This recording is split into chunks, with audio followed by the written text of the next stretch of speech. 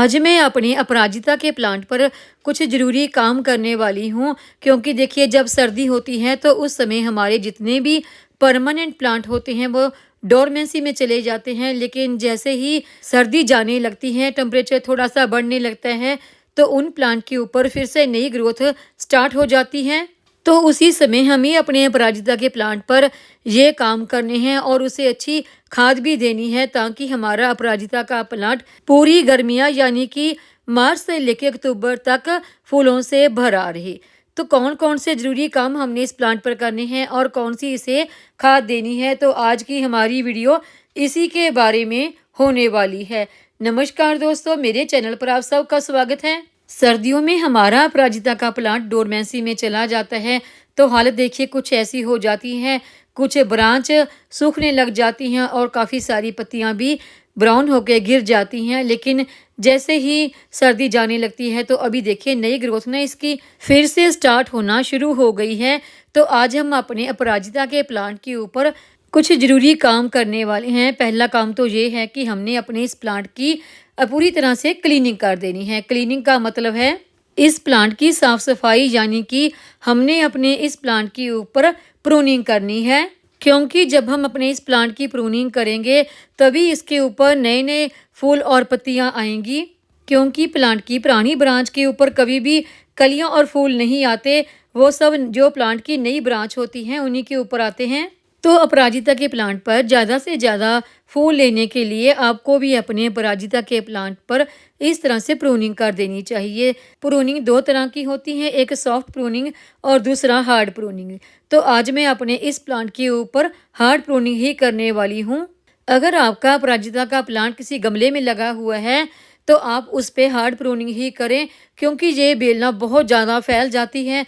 तो गमले में इसे ज़्यादा संभालना, ज़्यादा बहुत लंबाई तक लेके जाना थोड़ा सा मुश्किल होता है। तो इसलिए आप इस समय इस प्लांट के ऊपर हार्ड प्रूनिंग ही करें। पिछले साल मैंने अपने अपराजिता के प्लांट पर हार्ड प्रूनिंग ना करके सॉफ्ट प्रूनिंग की थी, तो ये प्लांट मेरा काफ़ी ज़्यादा फैल गया था। तो ये देखिए साइडों पर ना मैंने इसके 4 स्टिक लगाकर सपोर्ट दी हुई थी इसे। इन स्टिक को मैंने पहले इसलिए नहीं खोला क्योंकि मुझे प्लांट की प्रूनिंग करनी थी, तो इसकी जो ये बेल है ना काफ़ी ज़्यादा फैल जाएगी, तो प्रूनिंग करने में थोड़ा सा मुश्किल होगी। तो इसलिए पहले मैंने इसकी हार्ड प्रूनिंग की। तो अभी मैं सब स्टिक निकाल लेती हूँ। और अगला यानी कि जो दूसरा काम हमने इस प्लांट पे करना है वो करना है इसके गमले की अच्छी तरह से साफ़ सफाई। तो देखिए इसके गमले में कितना ज़्यादा अनवांटेड सा घास फूस उग गया है, इसे अभी हम निकाल देंगे। सर्दियों में मैंने इस प्लांट के साथ बिल्कुल भी छेड़छाड़ नहीं की, क्योंकि सर्दियों में ये प्लांट हमारा डोरमेंसी में होता है, इसलिए काफ़ी समय से इसके गमले की मिट्टी में मैंने कोई भी गुड़ाई नहीं की। तो देखिए कितना सारा घास फूस सा उग आया है। गमले की मिट्टी की हम अच्छी तरह से गुड़ाई कर देंगे और जो कुछ उसमें देखिए सूखे पत्ते हमने डाले हुए थे वो सब सूखे पत्ते भी निकाल देंगे। गुड़ाई करने से गमले की जो मिट्टी है वो थोड़ा सा लूज़ हो जाएगी और प्लांट की रूट तक धूप और एयर दोनों पहुंचेगी और गमले की मिट्टी की जो नमी है इसमें यानी कि मॉइस्चर है वो भी धीरे धीरे से ख़त्म हो जाएगा। और इस प्लांट में जो नई रूट आएगी उन्हें भी फैलने में जगह मिलेगी।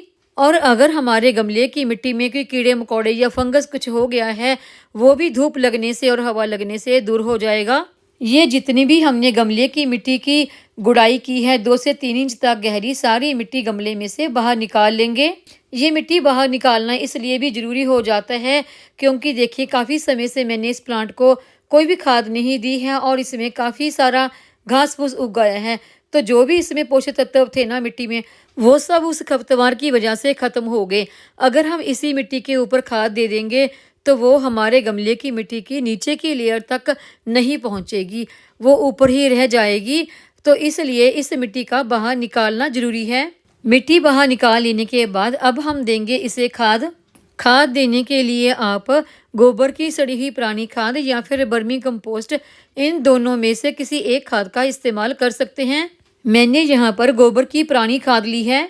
देखिए खाद आपने कितनी लेनी है, जितना बड़ा आपका गमला है उसी हिसाब से आप खाद ले सकते हैं।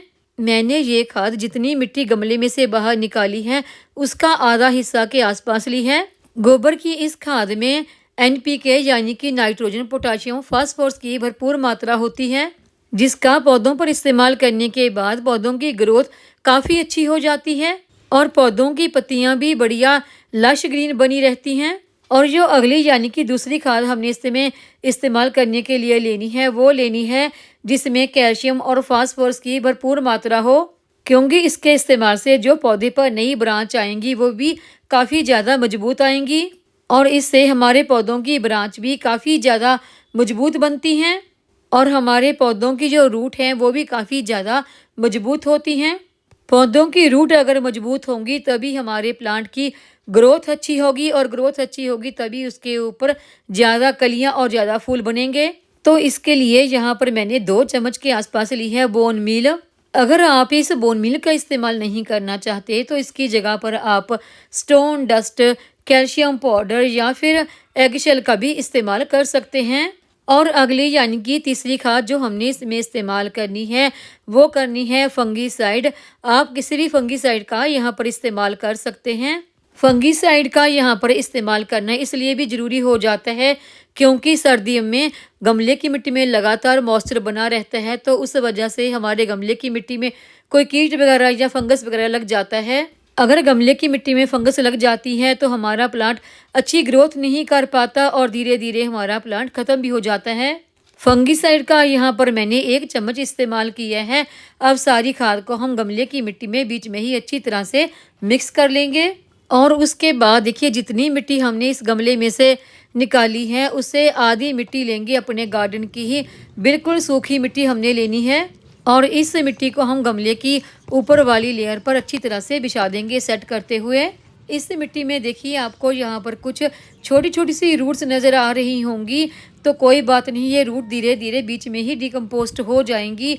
ये देखिए मैंने 2 दिन पहले ही ना अपने अमरूद के प्लांट की कुछ मिट्टी निकाली थी और उसे धूप में डाला हुआ था, ये वही मिट्टी है। और इसके बाद आप अपने अपराजिता के प्लांट में कर दे वाटरिंग।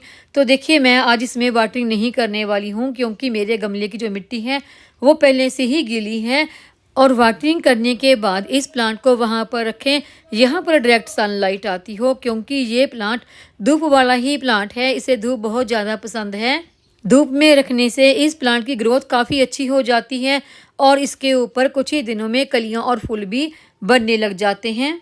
और अगला पॉइंट है, आपने अपने जिस अपराजिता के प्लांट की काट छांट की है ब्रांच की, उसमें देखिए कुछ इस तरह की फलियां भी हैं जिसमें इस प्लांट के सीड स्टोर होते हैं। तो ऐसी फलियों को तोड़कर आप स्टोर करके रख सकते हैं या फिर इनके सीड निकाल कर आप इन्हें ग्रो भी कर सकते हैं, क्योंकि ये टाइम बेस्ट है अपराजिता के प्लांट को सीड से ग्रो करने के लिए।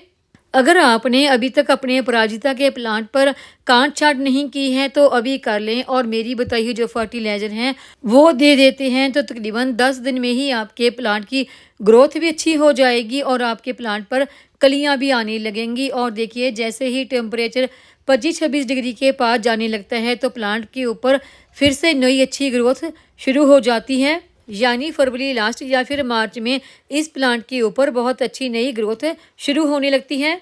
उम्मीद है आपको ये आज की जानकारी की वीडियो पसंद आई होगी।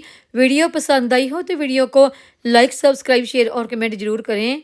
बेल आइकन को दबाएं ताकि मेरी आने वाली नई वीडियो का नोटिफिकेशन आपको मिल सके।